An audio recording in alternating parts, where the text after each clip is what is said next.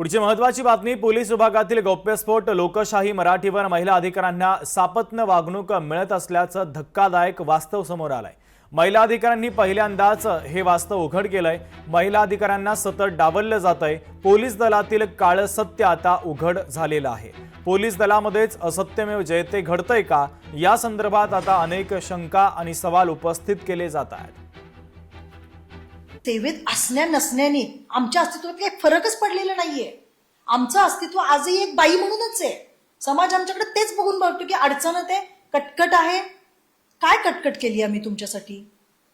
आणि हे तुम्हाला सतत सतत तुम्ही बाजूला आम्हाला ढकलण्याची जी तुमची मनोवृत्ती आहे ती कधी बंद होणार? काय महिलांना बालकांना न्याय देणार? आज तुम्ही जर बघायला गेलं तर किती गुन्हे दाखल आहेत महिलांविरुद्धचे। डेटा काढायला गेलं तर आपल्याला दिसेल की प्रचंड प्रमाणामध्ये महिलांचे गुन्हे दाखल आहेत। विनयभंग आहे, अमुक आहे, तमुक आहे। प्रत्येक बाई आली पोलीस स्टेशनला की म्हटलं जातं अरे तिचं काय असंच आहे, ती बाईच नालायक आहे। बाई नालायक आहे, पुरुष कोण सपोर्ट त्याचं सर्टिफिकेट देणार?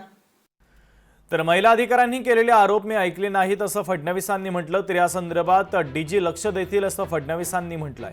महिला अधिकाऱ्यांच्या आरोपावर आता मुख्यमंत्र्यांनी महत्त्वाची प्रतिक्रिया दिलेली आहे।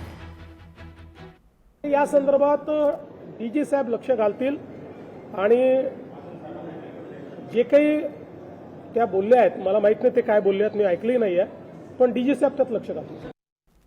पुढची महत्त्वाची बातमी। एखाद्याची बदली त्याच्या मनाप्रमाणे न झाल्यास असे आरोप केले जातात।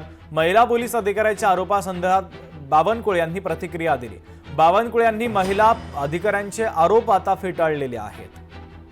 पोलीस दलामध्ये जे काही बदल्या होत आहेत त्यामध्ये कुठेतरी महिला अधिकाऱ्यांवर अन्याय होतो असा आरोप आयपीएस अधिकारी वैशाली माने यांनी केलेला आहे। पुरुष प्रधान संस्कृतीला प्राधान्य दिलं जातं असा आरोप आहे। एखाद्याची बदली त्यांच्या मनाने झाली नाही तर मग असे आरोप लागतात। त्यामुळे त्याचा विचार काय त्यांचा आरोप लावला बघितला असेल, पण बदली आपल्या मनाने झाली नाही तर असे विचार येतात माणसाच्या मनात।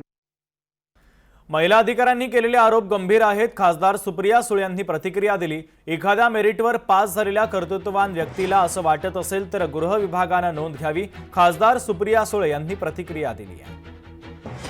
एखाद्या महिलेला किंवा एखाद्या मेरिटवर पास झालेल्या कर्तृत्ववान व्यक्तीला त्यांना असं वाटत असेल तर त्याची नोंद महाराष्ट्राच्या गृहमंत्र्यांनी घ्यावी। आणि माझा विश्वास आहे की या सगळ्या प्रक्रियेत सातत्याने त्यांचं म्हणणं असतं की आम्ही महिलांना आरक्षण देऊ इच्छितो, आम्हाला महिलांना। मग ह्या जर महिलेवर अन्याय होत असेल तर त्याची पहिली नोंद महाराष्ट्र सरकारने घेतली पाहिजे।